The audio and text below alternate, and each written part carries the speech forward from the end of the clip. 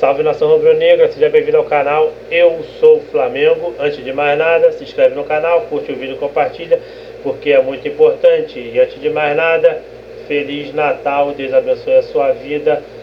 Vem comigo para acompanhar essa apresentação do presidente BAP na Flá TV, que deu o que falar. Logo depois da vinheta.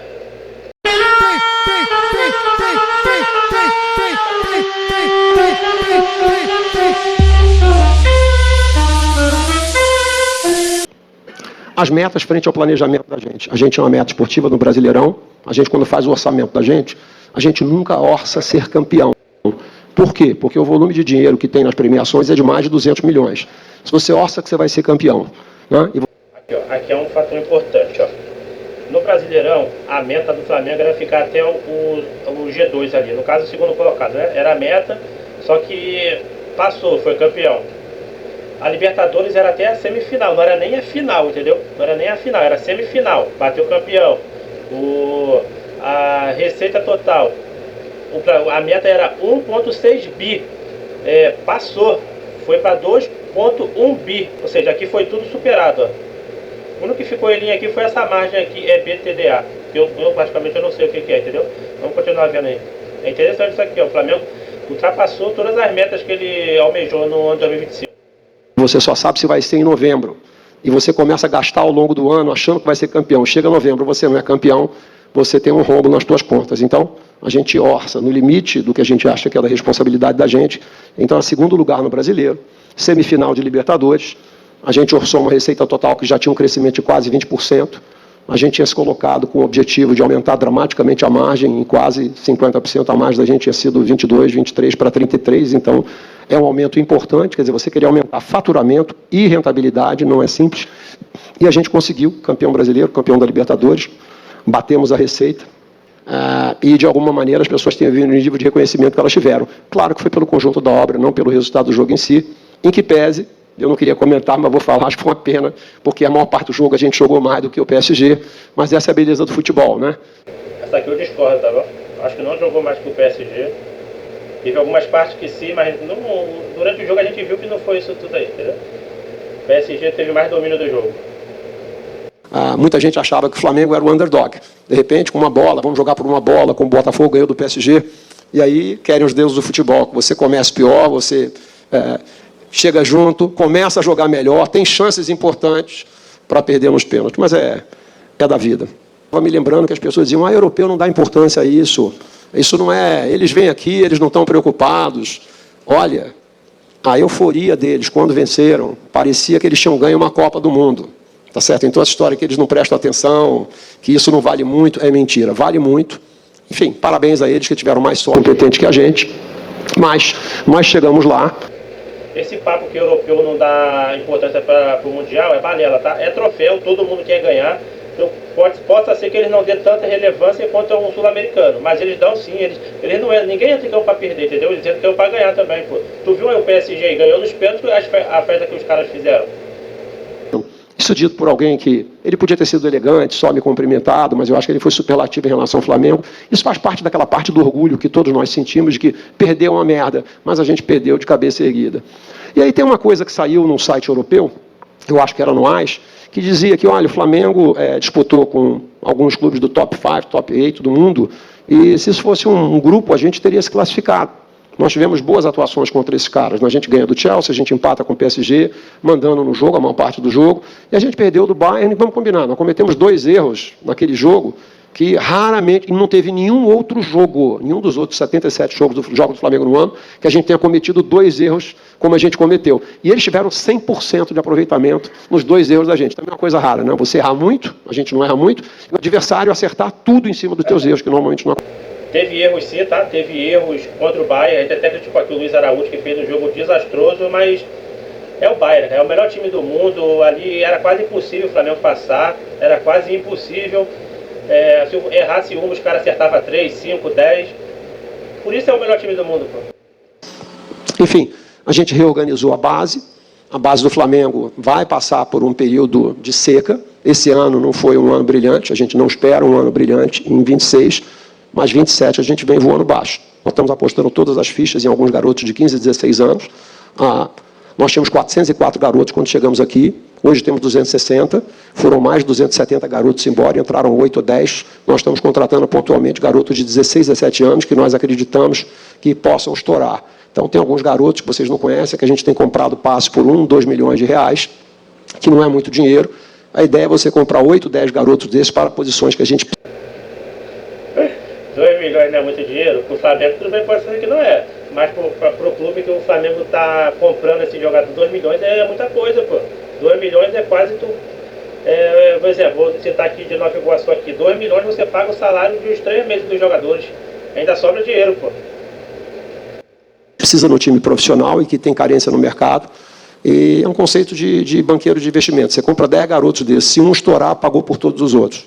E o que acontece hoje na base do Flamengo é que o técnico sub-13 ganha a mesma coisa que o técnico sub-20.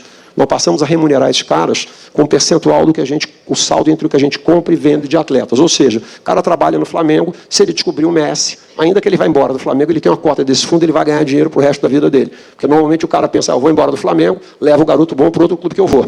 Isso é importante, tá? Isso é reconhecimento, tá bom? E uma forma estratégica de não perder o atleta, caso é que ele falou bem claro aí, caso o técnico saia para outro clube, ele leve esse menino da base, entendeu? Que ele ajudou a crescer. Por isso que o Flamengo dá o reconhecimento ao cara que ajudou esse atleta jovem a crescer. É que vocês entenderam aí, né? Então, meio bolado. Aqui ele vai ser sócio da gente. Então, 3% desse valor vai ser destinado a esses caras. E a gente está dizendo, o cara que é excepcional do sub-13, para ganhar mais R$ 2.000 de salário, ele não precisa ser técnico do sub-15. A gente nivelou os salários, são todos eles iguais. Formação é mais ou menos como a gente dizer, o professor da sexta série, o da sétima não é mais importante do que o da sexta, nem o da oitava do que o da quinta. Então, são todos importantes. E do que a gente precisava dele. Então, a gente olhava quais eram os jogos mais importantes, e nesses jogos mais importantes a gente marcava. O Arrascaeta vai jogar uma hora nesse jogo. E aí você aliviava num jogo depois ou num jogo antes, tal. Quando ele fazia 2 jogos seguidos, era 1 hora em um e 45 em outro. Enfim, houve algumas coisas que houve alguns excessos, mas de alguma maneira... Controle de carga na Arrascaeta. Por isso ele rendeu tão bem no ano de 2025. Mesma coisa foi com o Alexandre, entendeu? Os jogadores que têm histórico. O Arrascaeta, querendo ou não, tem um histórico de lesão. O Flamengo controlou bem em 2025, jogando jogos, tem jogos que jogar com mais minutagem, outros com menos. Alguns jogos inteiros, entendeu? Foi bem, por isso que o Arrascaeta rendeu bem em 2025. O resultado, como um todo, foi excepcional. Então isso ajuda um cara como ele, como ajuda outros jogadores mais velhos, que são muito bons, a terem uma carreira mais longeva. Nós entendemos que esse é o caminho que a gente tem que trabalhar a base. Aliás, humildemente, na minha opinião, é o que o Brasil devia fazer. Botar dinheiro e esforço só no futebol feminino dito profissional não vai fazer com que a gente tenha formação de base para ter novas seleções. Aí você vai jogar lá fora, você pede para as meninas do Canadá de 22 anos, para as americanas com 21, elas são mais fortes, enfim. Então, eu acho que esse é o caminho que a gente está escolhendo trilhar. E outra coisa interessante para dividir com vocês é o seguinte, a gente bota 22 milhões por ano nisso e tem 11 de receita. Aí a gente vê... Mano, aqui, ele coloca o Flamengo coloca 22 milhões, investe 22 milhões de futebol feminino. E tem 11 milhões de receita. O futebol feminino não dá rentabilidade, entendeu? O futebol feminino só existe por causa da lacração. Não dá audiência, não dá lucro, entendeu? E o Flamengo tá certo, pô. E não investir tanto, não tem que investir tanto no futebol feminino onde não dá rentabilidade, pô. Investiu 22 milhões e só teve 11 de lucro. E aí? É perder dinheiro. Alguns supostos profissionais de televisão falando que a gente devia botar mais dinheiro nisso, né? É legal quando a gente fala disso e o dinheiro é dos outros. Em 2025, de direitos de televisão, de todo esse povo que acha que a gente devia botar um caminhão de dinheiro, a gente recebeu 900 mil reais de TV para o futebol feminino adulto. 900 mil reais.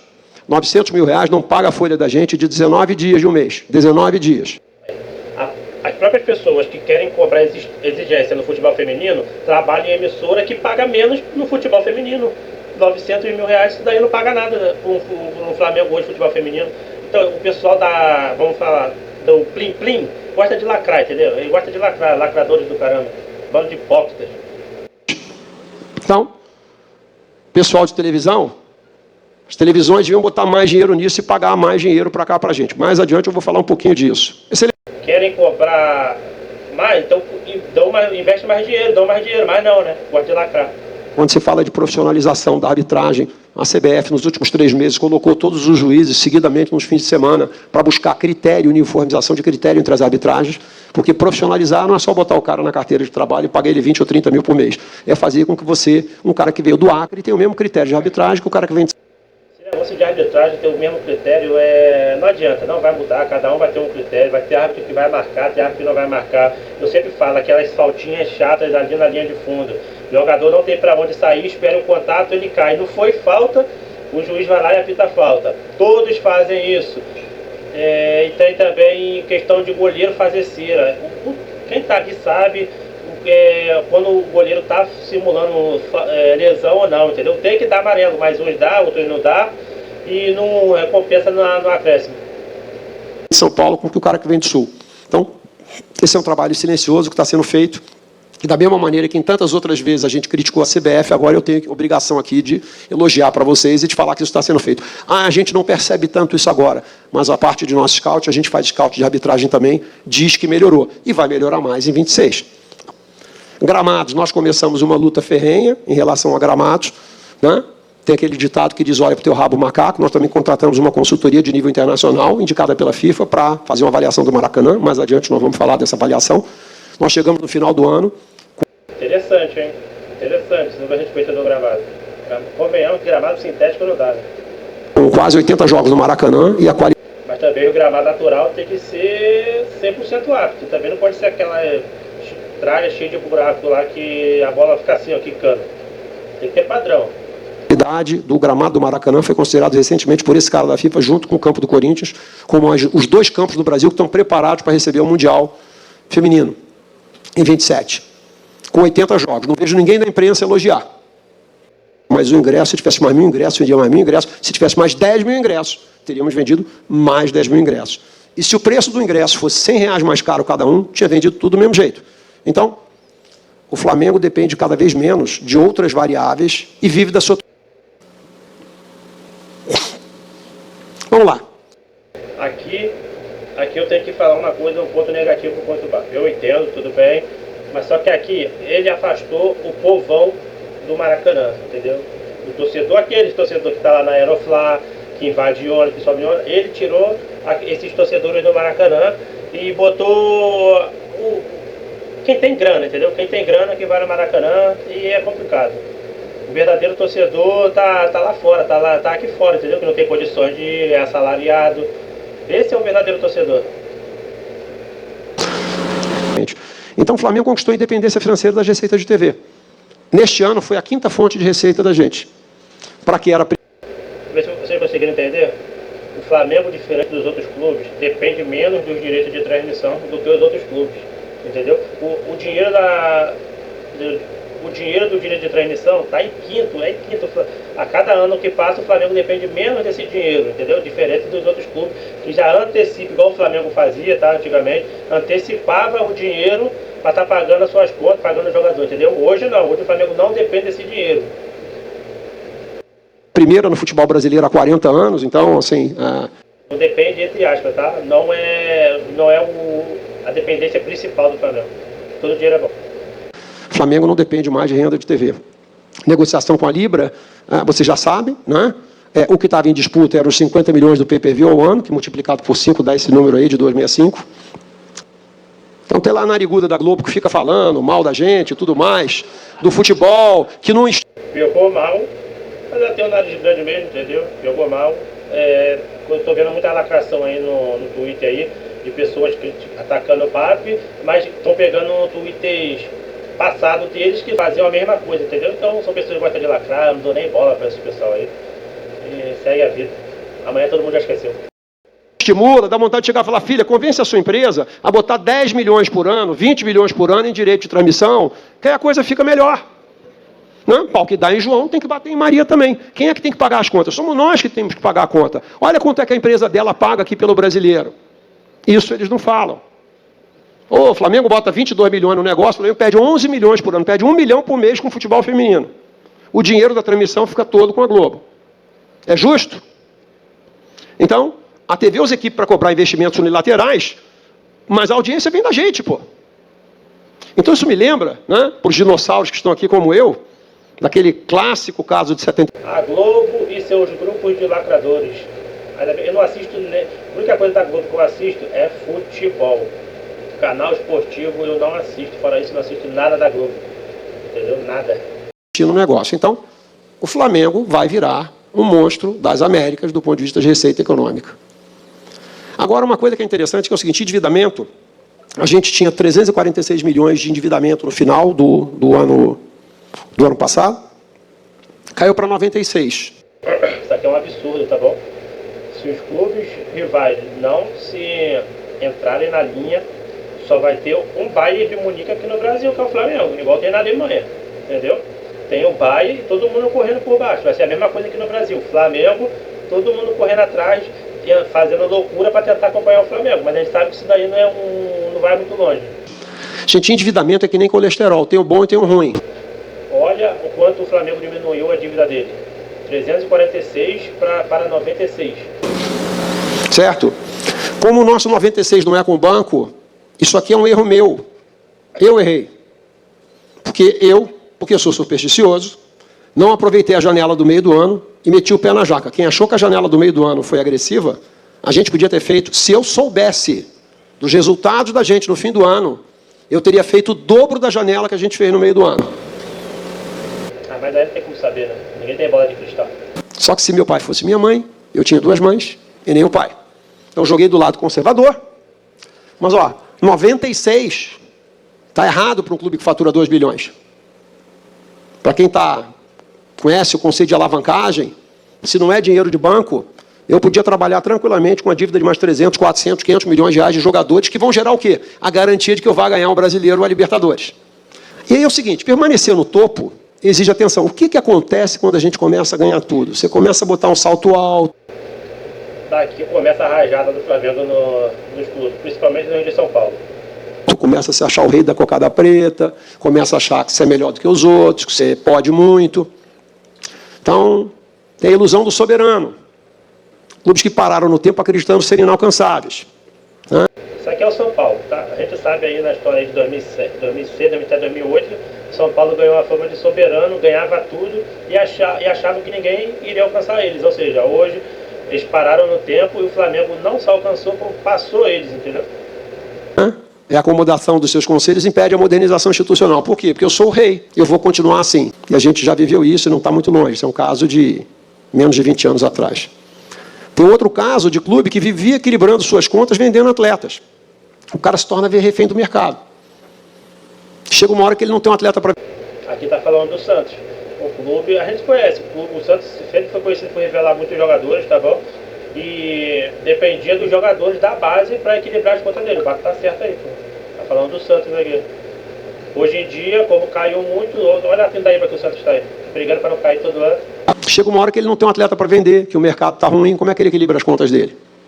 Déficit de governança, né? Clubes que sofreram com falta de profissionalização, crise política, o cara é campeão de absolutamente tudo, ganha um estádio, não paga o estádio, 10 anos depois... Corinthians, né? Corinthians. A gente não vive de título, a gente vive de Corinthians. Aí, o que o Corinthians está hoje aí.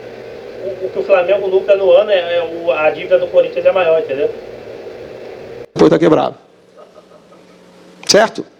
A gente acha que não acontece? Acontece é rápido. Qual é o risco para o Flamengo? Permitir que a nossa política interna sabote a gestão profissional.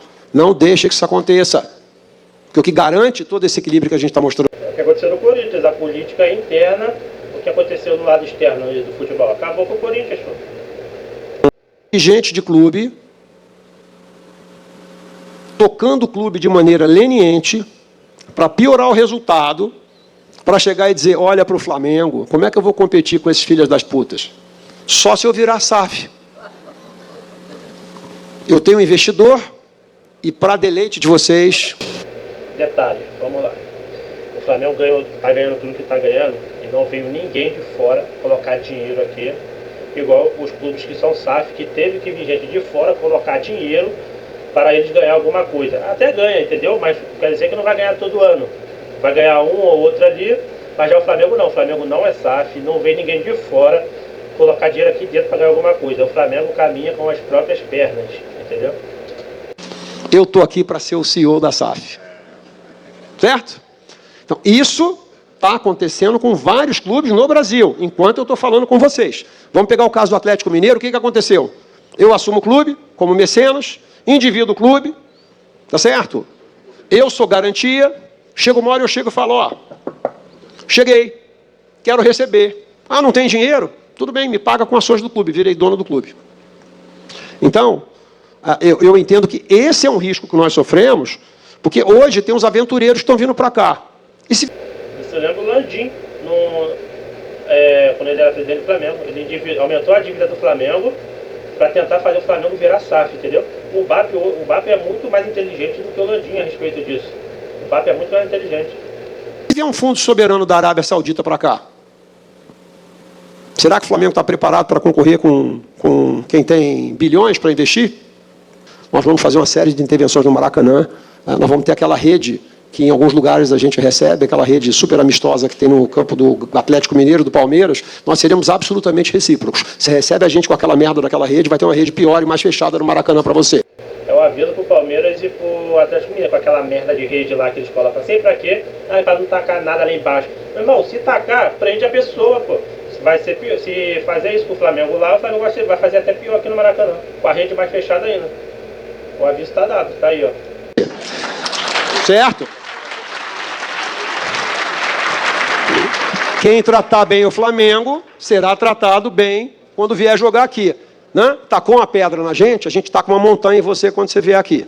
Esse vai ser a...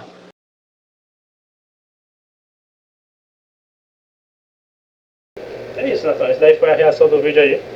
Espero que você goste. Se você gostou, se você assistiu até o final, se inscreve no canal, curte o vídeo, compartilha. E a Flamengo. E Feliz Natal aí. Deixa seu comentário aí, sua opinião. Família. E vamos pra cima aí. Tamo junto, nação.